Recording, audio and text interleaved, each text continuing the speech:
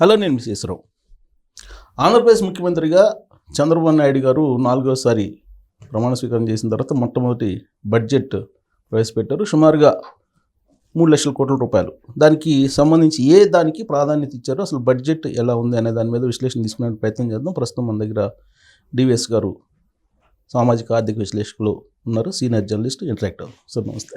నమస్తే అన్న. Sir, budget అనగానే కొంత చంద్రబాబు నాయుడు గారు ప్రవేశపెట్టే బడ్జెట్ అనగానే కొంత అందరూ ఆలోచిస్తూ ఉంటారు.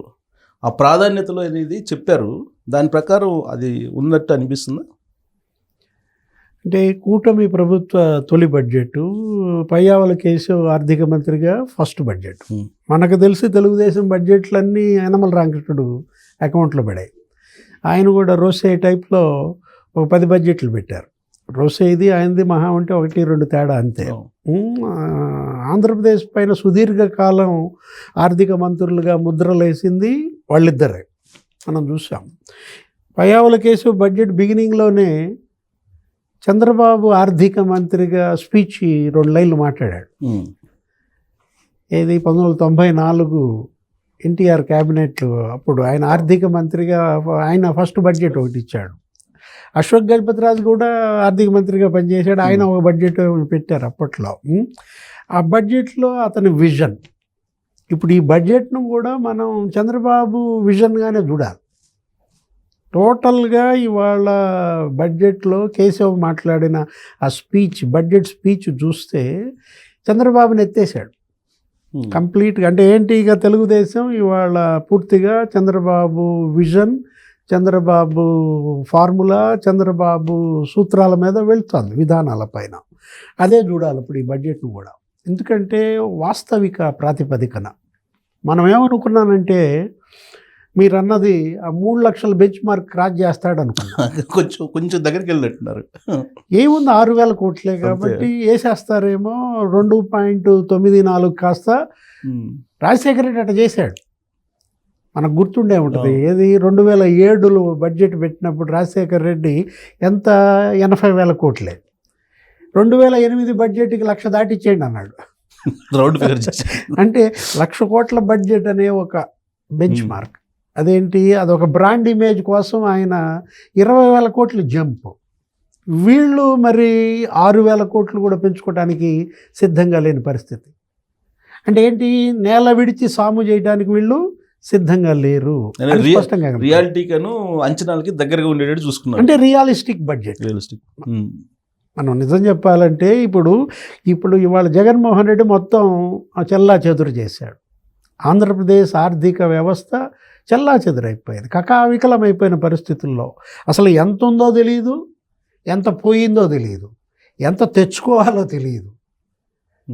అసలు ఎక్కడ ఏ పద్దులో ఎంత అప్పులు తెచ్చారో కూడా తెలియని దీంట్లోనే కదా బడ్జెట్ ఇంత లేట్ అయింది. మనకి ఎప్పుడు 2 ఓటాన్ అకౌంట్లు చూడాల. ఇప్పుడు ఈ సంవత్సరం ఇది 3వ బడ్జెట్ కింద లెక్క. జగన్ ఒక ఓటాన్ అకౌంట్ పెట్టాడు, చంద్రబాబు ఒక ఓటాన్ అకౌంట్ పెట్టాడు. ఇప్పుడు అసలు బడ్జెట్ అన్నమాట. ఇప్పుడు ఈ పెట్టిన అమౌంట్లో కూడా స్పష్టంగా చూసినట్లయితే మూలధన వ్యయం మనం ఎంత పెట్టాడు, 32,000 కోట్లు పెట్టాడు. 32,000 కోట్లు మూలధన వ్యయం పెట్టారంటే రేపు రాబోయే బడ్జెట్కి మనం మాట్లాడుకోవాలి, మళ్ళీ సంవత్సరం తర్వాత మాట్లాడుకుందాం. ఎంత ఖర్చు పెట్టారనేది ముఖ్యం, అది ఇంపార్టెంట్. మూలధన వ్యయం ఇంపార్టెంట్. ఎందుకంటే జగన్మోహన్ రెడ్డి 29,000 కోట్లు పెట్టాడు, ఖర్చు పెట్టింది 6,700 కోట్లు. ఎక్కడ 29,000 కోట్లు, ఎక్కడ 6,700 కోట్లు? అంటే మూలధన వ్యయం అంటే అదే మనకి ప్రాణం, బడ్జెట్కి ఊపిరి. ఏది, అటు ఇరిగేషన్ ప్రాజెక్టులకు కానీ, ఈ రోడ్స్కి కానీ, లేకపోతే ఇటు పేదల ఇళ్ళకు కానీ, సంపద సృష్టికి కదా మూలధన క్యాపిటల్ ఎక్స్పెండిచర్ అనేది. అలాంటిది నీకు 30వ స్థానం ఆంధ్రప్రదేశ్ క్యాపిటల్ ఎక్స్పెండిచర్. దేశంలో 30 రాష్ట్రాలు ఉంటే నాగాల్యాండ్, త్రిపుర కన్నా కూడా తక్కువ, ఈశాన్య రాష్ట్రాల కన్నా దిగువకు పడిపోయింది. జగన్మోహన్ రెడ్డి ఎంత బ్లండర్స్ అంటే, కర్ణాటక ఏమో 46,000 కోట్లు పెట్టి 59,000 కోట్లు ఖర్చు పెట్టింది మూలధనం. అంటే ఏంటి 13,000 కోట్లు బడ్జెట్లో పెట్టిన దానికన్నా ఎక్స్ట్రా ఖర్చు పెట్టారంటే 130%, 130. అరే బీహార్ 100% ఖర్చు పెట్టారు. బీహార్ ఇప్పుడు 40,000 కోట్లు పెట్టాడు, 40,000 కోట్లు ఖర్చు పెట్టాడు నితీష్ కుమార్. మనకి మీకు తెలుసు బీమార్ స్టేట్స్ అంటాం. ఏది అవును, బీమార్ స్టేట్స్ అంటే ఇక అది బేకార్ స్టేట్స్. ఏది వెనకబడిన బెగ్గర్ స్టేట్స్ కింద తీసుకునేవాళ్ళు. బీహార్ కానీ, మధ్యప్రదేశ్, అస్సాం, రాజస్థాన్, ఆ 3 అక్షరాల ఫస్ట్ లెటర్స్ని బట్టి బీమార్ అనేవాళ్ళం. బీహార్ 100% ఖర్చు పెట్టడం ఏంటి, ఆంధ్రప్రదేశ్ 22% ఖర్చు పెట్టడం అంటే అసలు జగన్మోహన్ రెడ్డి ఎంత వినాశకారో అక్కడే అర్థమవుతారు. జలయజ్ఞం ఆయన 3వ రత్నం, నవరత్నాల్లో వాళ్ళ నాన్న జలయజ్ఞం పెట్టుకున్నాడు. సరే ఆయన ధనయజ్ఞం చేసినా 56,000 కోట్లు ఖర్చు పెట్టేశాడు. అది వాళ్ళు తిన్నా ఖర్చు పెట్టినా ఎంతో కొంత పెట్టుంటారు కాబట్టి సరే మహా తింటే ఒక 20,000 కోట్లు ఎత్తుంటారు. 30,000-40,000 కోట్లు నీ గ్రౌండ్ మీద పెట్టాడు. పోలవరం కెనాల్స్ తవ్వాడు కదా, చేశారులేండి. తిన్నారు కానీ చేశారు మొత్తానికి. ఆ తవ్విన కెనాల్స్లోనే చంద్రబాబు నీళ్లు బారిచ్చాడు, ఏదో పట్టిసీమ ద్వారా. జగన్ ఏం చేశాడు, తినడం తప్ప తవ్విందేమీ లేకుండా పోయింది. వెరీ పిటీ, ట్రాజడీ అదే అన్నమాట. ఇవాళ మనం తీసుకుంటే దీంట్లో విద్యారంగానికి 29,000 కోట్లు పెట్టారు, వైద్య రంగానికి 18,000 కోట్లు పెట్టారు. అంటే మానవ వనరుల అభివృద్ధి హెచ్ఆర్డి మినిస్టర్ ఎవరు, నారా లోకేష్ కనపడ్డాడు. బడ్జెట్ చూడంగానే మనకి జగన్మోహన్ రెడ్డి సహజ వనరులన్నీ దోపిడీ చేశాడు, ఇక మిగిల్చింది మానవ వనరులే కాబట్టి అవి పెంచుదాం అనుకున్నారా అనిపించింది అనమాట. ఏది ఇవాళ నీకు అందులో నీకు అక్కడే ఎంత కనపడుతోంది, అది 30, ఇది 18, 48,000 కోట్లు విద్యా వైద్య రంగానికి కేటాయించారంటే. నెక్స్ట్ ఇంకా మనం చూసుకున్నట్లయితే జలవనరుల శాఖ 16,000 కోట్లు పెట్టారు, ప్రాజెక్టులకే 14,000 కోట్లు పెట్టారు, ఏది ఇరిగేషన్ ప్రాజెక్టులకే. జగన్మోహన్ రెడ్డి 7,000 కోట్లు పెట్టాడు, పెట్టిందే 7,000 కోట్లు.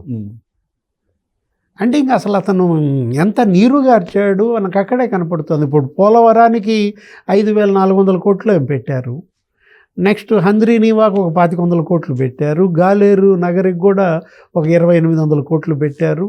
ఇవాళ స్పష్టంగా ఇచ్చుకుంటూ వచ్చారు ప్రాజెక్ట్ వైడ్ అలొకేషన్. అంటే మీరు చెప్పిన ఫిగర్స్ అన్నీ కూడా అభివృద్ధికి సంబంధించినవి, సంక్షేమానికి సంబంధించిన ఇంపార్టెన్స్ కదా. జగన్మోహన్ రెడ్డికి అభివృద్ధిని పక్కన పెట్టేశారు కదా వీళ్ళు. అది కూడా తీసుకున్నారు. ఏది వెల్ఫేర్కి వచ్చేసరికి నీకు బీసీ కాంపోనెంట్ 39,000 కోట్లు పెట్టారు, నీకు ఎస్సీ కాంపోనెంట్ 18,000 కోట్లు పెట్టారు, ఎస్టీ కాంపోనెంట్ 7,000 కోట్లు పెట్టారు, ముస్లిం మైనారిటీస్కి నీకు 4,500 కోట్లు పెట్టారు, మహిళా సంక్షేమానికి 4,000 కోట్లు పెట్టారు. మొత్తం వెల్ఫేర్ తీసుకుంటేనే నీకు 80,000 కోట్లు వచ్చింది. దాంట్లో వాళ్ళు ప్రశ్నిస్తుంది ఏంటంటే రైతులకి 20,000 ఇస్తానన్నారు కదా, ఆ హెడ్ తగ్గించారని చెప్తారు వాళ్ళు. అంటే ఇప్పుడు జగన్మోహన్ రెడ్డి ఒక ఏళ్ళు చూపిస్తే 4 ఏళ్ళు అతనికని ఆయన చూసుకోవటంలా. దాంట్లో అనేది ఏంటంటే సాక్షి మీడియా కావచ్చు, వైసీపీ వాళ్ళు ఏమంటున్నారు, కేంద్రం ఇచ్చే 6,000 కాకుండా 20,000 ఇవ్వాలి కదా,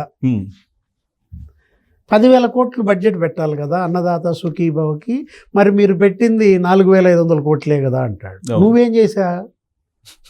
13,500 క్వశ్చన్, వాళ్ళు అడిగే క్వశ్చన్ ఏంటి, నువ్వు కూడా కేంద్రం ఇచ్చే 6,000 కలిపే ఇచ్చావా, 6,000 మినహాయించి ఇచ్చావా? మరి నువ్వు అడిగే పరిస్థితుల్లో లేవన్నమాట. వాళ్ళు సూపర్ 6 హామీలకి ఏమి ఇవ్వలేదంటాడు.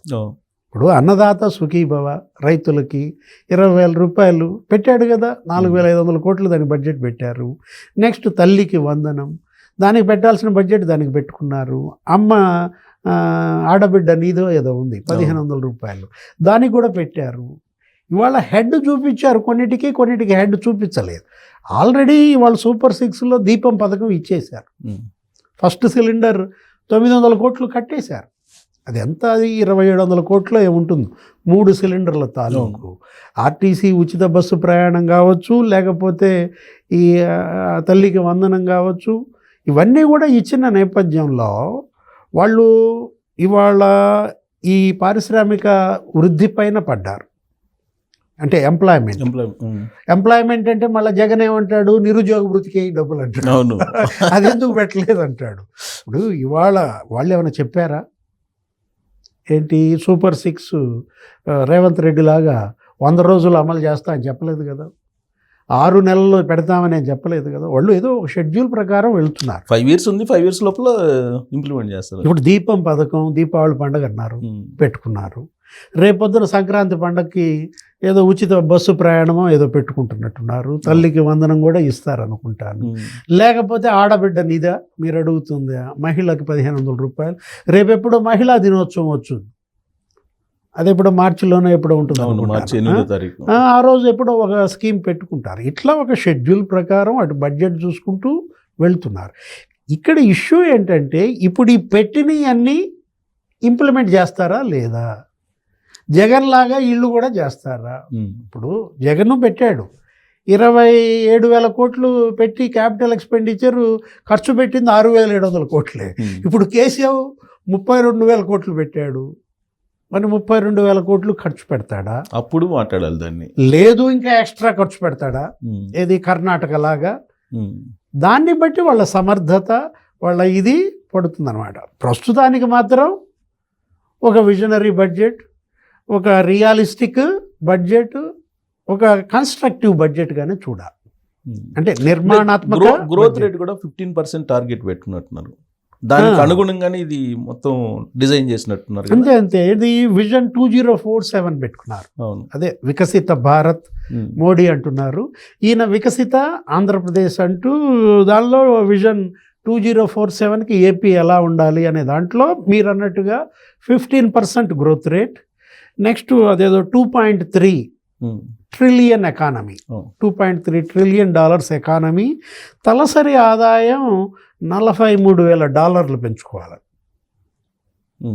ఏది 2047కి ఆంధ్రప్రదేశ్లో తలసరి ఆదాయం $43,000 పెంచుకోవాలన్న ఒక లక్ష్యంతో ఒక డాక్యుమెంట్ తయారు చేసుకున్నారు. అసలు ఈయనే ఇవాళ వికసిత భారత్ కూడా ఈయనే కదా, ఇక్కడ డాక్యుమెంట్లు ఉచితంగా చేయబడును. ఏది ఇవాళ ఆయన దగ్గర ఒక రీసెర్చ్ వింగ్ పనిచేస్తుంది, మీకు తెలుసు కదా. నీతి ఆయోగ్లో సబ్మిట్ చేశారు కదా ఆయన. అసలు సుబ్రహ్మణ్యం బ్రాంచ్ ఆఫీస్ పెట్టుకున్నాడు అమరావతిలో. ఎవరు? నీతి ఆయోగ్ CEO. వాళ్ళు మోడీ పదే అక్కడ నీతి ఆయోగ్ మీటింగ్ పెట్టుకోబోయే ముందు చంద్రబాబు దగ్గరికి వెళ్ళావా? మరి అక్కడి నుంచి తీసుకొచ్చిన డాక్యుమెంట్స్ ఏంటి, వాటిని ఇందులో ఇన్కార్పొరేట్ చేశారా? ఈ డిస్కషన్ నడుస్తున్న నేపథ్యంలో వికసిత ఆంధ్రప్రదేశే కాదు, వికసిత భారత్ రూపకల్పనలో కూడా చంద్రబాబు పాత్ర.